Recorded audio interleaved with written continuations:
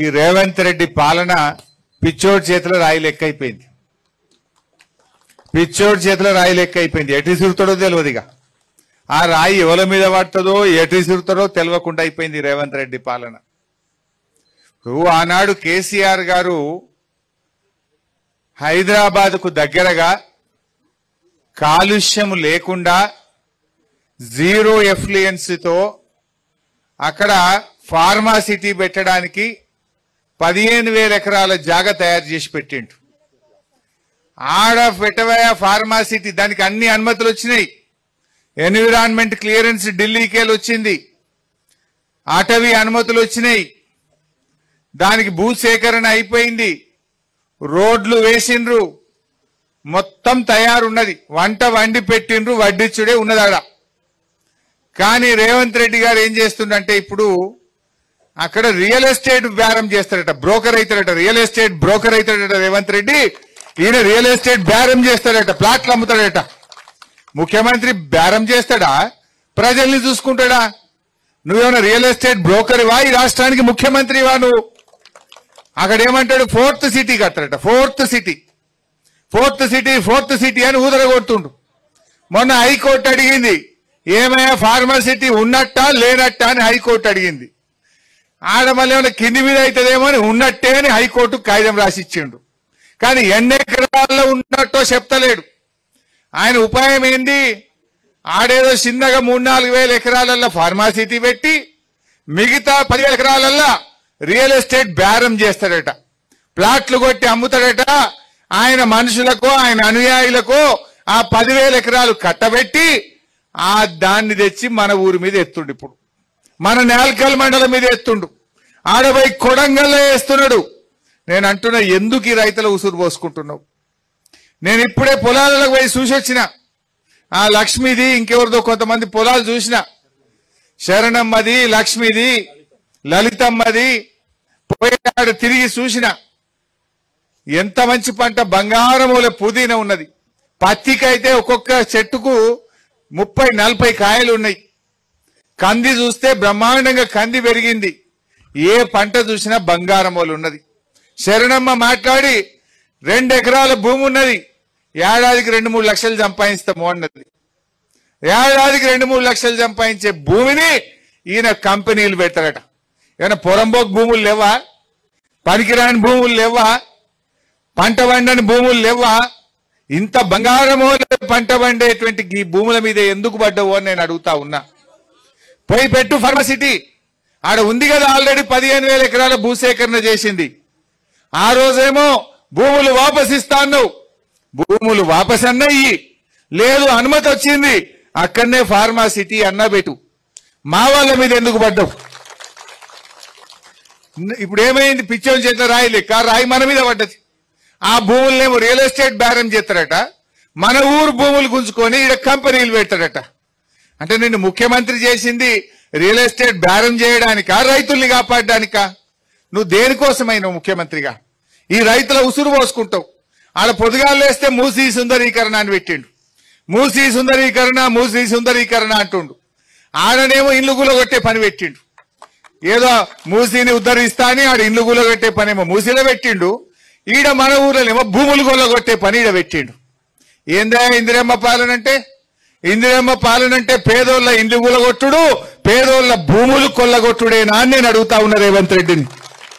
ఇదేంది నువ్వు ఇందిరమ్మ రాజ్యం అంటే ఏంది? ఇందిరమ్మ రాజ్యం ఇందిరమ్మ ఇచ్చిన భూములు నువ్వు కొల్లగొట్టి కంపెనీలకు అమ్ముకుంటావు. ఇందిరమ్మ కాలంలో పేదవాళ్లకు గరీబీ హటావో అన్నది ఇందిరమ్మ. గరీబీ హటావో అంటే ఈయనేమంటుండు? కిసానోంకు హటావ్ అంటుండు, గరీబోంకు హటావ్ అంటుండు. इंदिरम्मा गरीबी हटाओ बोले, लेकिन ये रेवंत रेड्डी ने गरीबों को हटाओ बोल रहा, किसानों को हटाओ बोल रहा। ये कैसा सरकार है? ये सरकार हमें जरूरत नहीं है बोल के लोग बोलना शुरू कर रहे।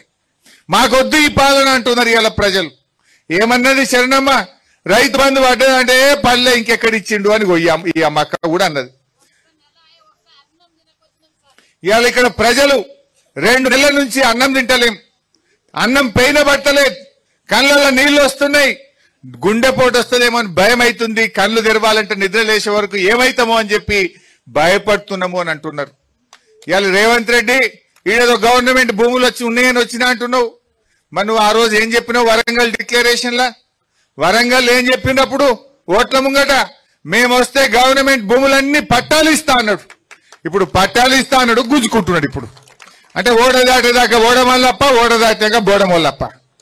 ఎలక్షన్ల ముంగటనేమో పట్టాలు ఇస్తా, మీకు కూడా పట్టభూములు చేస్తా, గవర్నమెంట్ భూములు మీకు అన్ని హక్కులు ఇస్తా అని వరంగల్లో రాహుల్ గాంధీని తెచ్చి డిక్లరేషన్ చేసిండు. మరి ఆడున్నాడు రాహుల్ గాంధీ? రాహుల్ గాంధీ స్పందించుడు. ఆ రోజు నీతోనే చెప్పించిండు గవర్నమెంట్ భూములకు పట్టాలు ఇప్పిస్తా అని.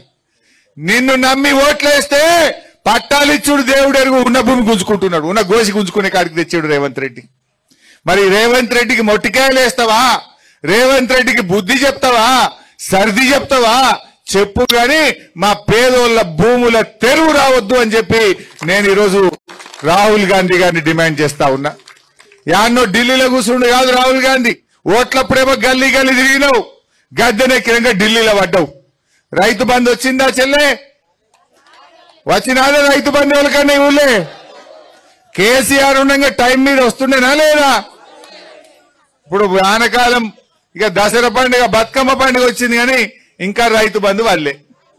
ఏమని ఊరిచ్చిండు? ఇగో ఇప్పుడైతే 10,000, మేమొస్తే 15,000 అన్నాడు. అన్నాడా లేదా? ఏమే 15 వచ్చినాయా 10 వచ్చినాయా? 15 రాపాయా 10 కూడా వాయ్. ఎక్కడ రేవంత్ రెడ్డి అంటే రుణమాఫీ అయినాదమ్మా అందరికీడా? రుణమాఫీ అయిపోయింది అంటుండు కదా ముఖ్యమంత్రి. అయిందంటుండు కదా, అయిందా? అలాంటి నవ్వాలి రేవంత్ రెడ్డికి నవ్వాలి. హైదరాబాద్ సెక్రటరియట్ లో కూర్చున్నాడు కదా. రుణమాఫీ అయినాదే మన ఊర్లో డప్పూర్లా, రుణమాఫీ అయినాదే, రైతు బంధు పడ్డాదే. మరి బతుకమ్మ సీరియల్ వచ్చినాయా? తులం బంగారం వచ్చిందా? చెప్పలే తులం బంగారం అంటే. ఈ రకంగా అన్ని అబద్ధాలు ఆడిండు రేవంత్ రెడ్డి. నేను ఎట్లా ఉన్నాడంటే ఈయన కథ అన్న వస్త్రానికి పోతే ఉన్న వస్త్రం పోయిందట. మనమేదో ఆశపడితే మొదటికే ముంచే కాడికి తెచ్చిండు రేవంత్ రెడ్డి. ఇలా మన ఊర్లే బీరప్ప గుడి ఉన్నది, సిద్ధిలింగేశ్వర స్వామి గుడి ఉన్నది, మల్లన్న గుడి ఉన్నది, ఎల్లన్న గుడి ఉన్నది, గుట్ట మీద చర్చ్ ఉన్నది, దర్గాలు ఉన్నాయి. ఇవన్నీ కూడా పోతాయి కదా ఫార్మాసిటీలో. అంటే భూములు గుంజుకుంటాడట, దేవుళ్ళని కూడా గుంజుకుంటాడట. ఈ పుణ్యాత్ముడు దేవుని మీద ఒట్టు పెట్టిండు వెనకట. దేవుని మీద ఒట్టు పెట్టి 15 ఆగస్టు వరకు రుణమాఫీ చేస్తా అన్నాడు. మెదక్ చర్చి మీద ఒట్టు పెట్టిండు. ఏడుపాయల అమ్మవారి మీద ఒట్టు పెట్టిండు. రాముల వారి మీద పెట్టిండు. యాదాద్రి లక్ష్మీ నరసింహ స్వామి మీద ఒట్టు పెట్టిండు. 15 ఆగస్టు కల్లా అందరికీ రుణమాఫీ చేస్తా అన్నాడు. చేసినాడమ్మా? ఇప్పుడు అటు దేవుణ్ణి మోసం చేసిండు, ప్రజలను మోసం చేసిండు. ఇచ్చిన మాట ఒక్కటి కూడా అమలు చేయపాయ్. అక్క చెల్లెళ్లకు నెలకు 2,500 వేస్తా అన్నాడు, అవి వడకపాయ్. ముసలోళ్లకు 4,000 పింఛన్ ఇస్తా అన్నాడు, అది వడకపాయ్. రైతులకు 15,000 ఇస్తా అన్నాడు, అది వడకపాయ్. 100 రోజులు అన్నాడు, 300 రోజులు నిండినాయి. ఇప్పటికీ 300 నిండినా రేవంత్ రెడ్డి ఆయన కడుపు నిండే చూసుకుంటుండు తప్ప రైతుల కడుపు ఆలోచిస్తలేడు, పేదోళ్ల కడుపు గురించి ఆయన ఆలోచన చేస్తలేడు. ఈరోజు మనం ఆలోచన చేయాలి.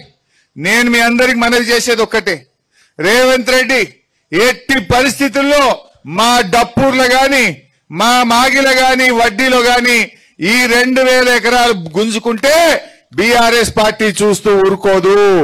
మేం మీకు అండగా ఉంటాం. ఎవడు వస్తాడో రమ్మన్, జేసీబీ వస్తుందా, ప్రొక్లైన్ వస్తే మాణిక్ రావు గారు నేను ఇద్దరం అడ్డం నిలబడతాం. మా మీదకి వెళ్ళిపోవాలి తప్ప మీ భూముల దగ్గరికి ఎవరిని రానిచ్చే ప్రశ్నే లేదు. ధైర్యంగా ఉండండి. అవసరమైతే మీకోసం గ్రీన్ ట్రిబ్యునల్ కు ఢిల్లీలో కోర్టుల కేసేస్తా మీకోసం, హైకోర్టుల కేసేస్తా మీకోసం. ఎందుకంటే ఆల్రెడీ గ్రీన్ ట్రిబ్యునల్ అక్కడ అనుమతి ఇచ్చింది ఫార్మాసిటీకి. అక్కడ అన్ని అనుమతులు వచ్చినాయి, ఎన్విరాన్మెంట్ క్లియరెన్స్ వచ్చింది. ఆడబెట్టకుండా ఈ బంగారముల పంట వండే భూములలో పెట్టడానికి ఎన్విరాన్మెంట్ క్లియరెన్స్ రాదు. గ్రీన్ ట్రిబ్యునల్ ఒప్పుకోదు. మీరు ధైర్యంగా ఉండండి, పానం ఇవ్వడానికైనా రెడీ ఉంటాం కానీ మీ భూములు పోనీయం.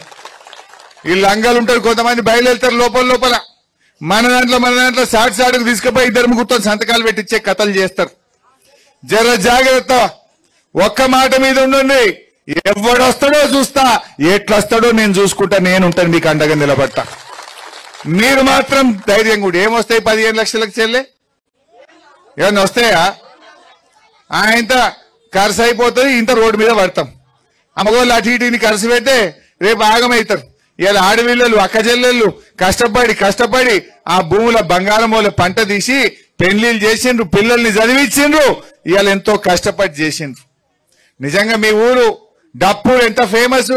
కోయిర్ జామకాయలు అంటే హైదరాబాద్ లో మషూర్. డప్పూర్ పుదీన్ అంటే కూడా నారాయణఖేడ్లో బీదర్లో మషూర్. అవునా కాదా?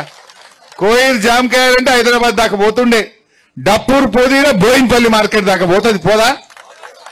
ఫస్ట్ డప్పూర్ పుదీనా కొట్టరు.